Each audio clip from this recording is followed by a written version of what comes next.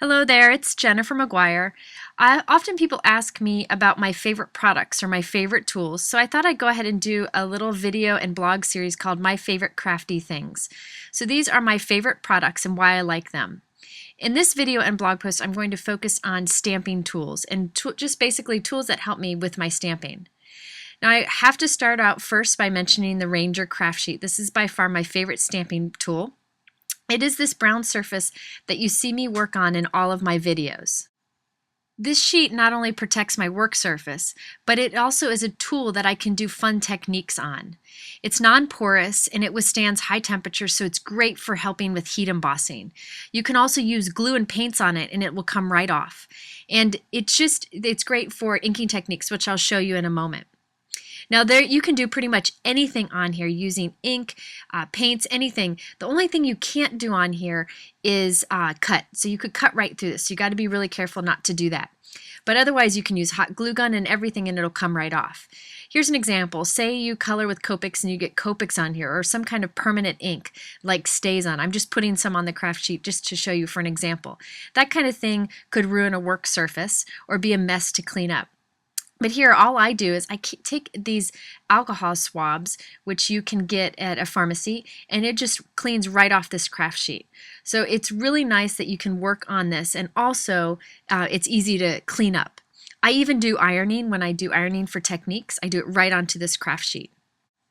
You can also do techniques on this craft sheet, like I'm going to show you here, just a quick example. I can mix some distress inks right on it, add some water, and then drag some paper through it.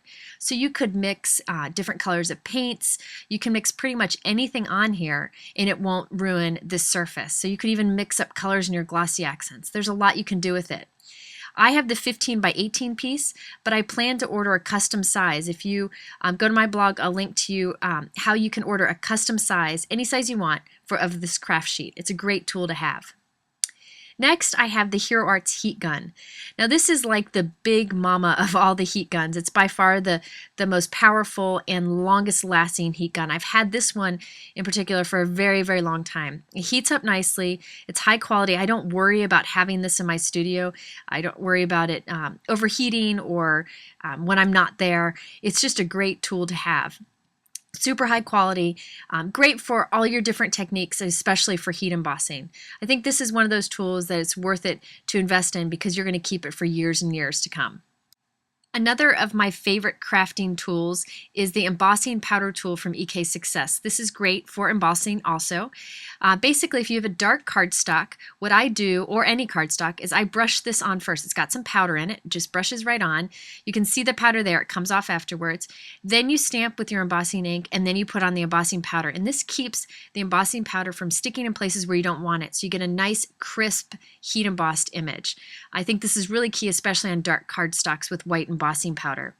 You can also use this powder tool to remove the sticky from stickers or from adhesive where you don't want it. So it's a great tool for other things too. And it's one of those that's going to last you for a long time again. Next up, I recommend that any stamper have the Eclipse art masking sheets. Now this comes in rolls also, but these sheets are great because you can die cut them or cut them into any shape or size that you want. There are 7 sheets in this package. They're 8.5 by 11 sheets, so it's a lot in here, so it'll last you for quite some time. You could even put this on your digital die cut machines like a silhouette and cut right through it in any shape you want. It's very super thin and it's sticky on the back, kind of like a post-it note, but the whole back is sticky. So it's perfect for creating masks. So I'm just going to real quick cut a cloud kind of border here just so you can see how it works. You just take off the release paper.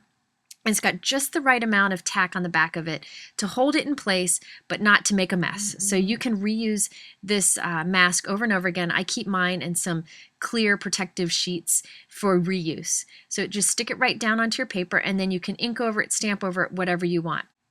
And this art masking tape is very thin, so it makes it great for inking and stamping over, but also you can die cut it, you can punch it, you can do whatever you want to create any kind of mask that you would like.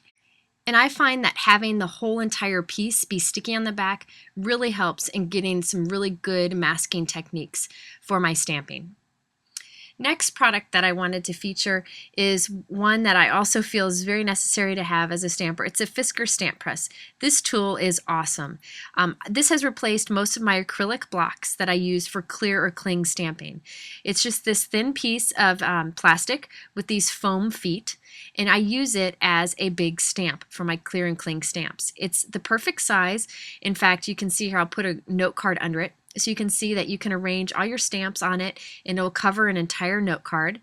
So this is great if you want to mass produce a card with lots of stamped images, or if you just want help in really getting a good stamped image every time.